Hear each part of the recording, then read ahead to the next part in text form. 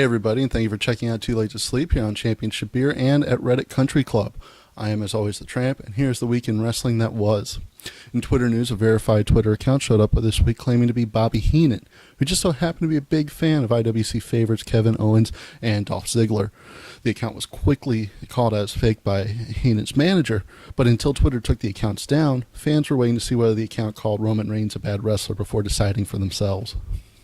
Also on Twitter this week, Pro Wrestling Guerrilla announced participants for their upcoming Battle of Los Angeles 2016, including Dalton Castle, Chris Hero, and Cody Rhodes. Conspiracy theory came up this week saying that Cody's release from WWE was actually done to allow him to build up credibility in the independents amongst hardcore fans before an already agreed upon return to WWE next year. Upon hearing the rumor, Chris Hero tried to save face by claiming he too was only released from WWE as a work, and Cassius Ohno would be making his big return any day now, before he could no longer hold in his gut and let out a soft sob. Now yes, that is an incredibly hypocritical fat joke for me, as I'm no svelte man myself, but the difference is that I know that nobody wants to see me without my shirt on.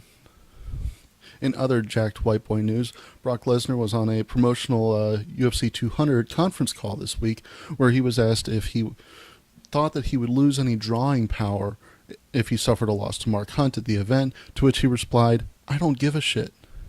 Which is weird, because you'd think if anybody was smart about their long-term career planning, it'd be the guy who quit pro wrestling to professionally play a sport he never played competitively before.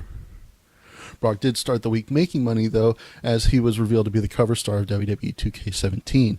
Brock will, of course, be playable in the game, but only in pay-per-view simulation mode, and even then only 4 times a year. You'll be able to get additional appearances for him as DLC, but if you do this too often, you'll have to play as him in UFC 3 and then wait another 3 months to buy more WWE appearances.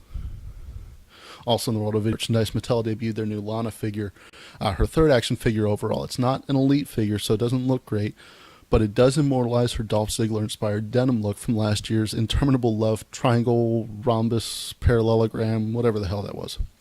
Action figure experts are saying that the Angle's unpopularity should not do anything to hurt sales, and that the action figure should expect to be inside a number of teenage boys' assholes over the next few months. Speaking of assholes, Jerry Lawler saw an end to his recent legal problems as the charges emanating from domestic disturbance last month were dropped this week. There's no word yet on a timetable to his return to WWE TV, despite his suspension being lifted, but his replacement on SmackDown, David Otunga, has been encouraging him to use his time until he comes back to patch things up with his girlfriend. What Culture aired the first episode of WCPW Loaded this week on Monday. That show, distributed on YouTube, ended with the original cardboard What Culture title belt being destroyed, and with viewers getting a new appreciation for Michael Cole and JBL on commentary. Joe Hendry's entrance videos famously go viral anytime he makes a new one, so what better way to make sure that everybody knows that the What Culture personalities are the star of the show than to have some nonce in a robe and plastic crown talk over the entrance video. Ladies and gentlemen, as always, I've been the Tramp. Thank you for watching Too Late to Sleep. Join us here in the comments or at Reddit Country Club, link down below. Thank you, and as always, cheers.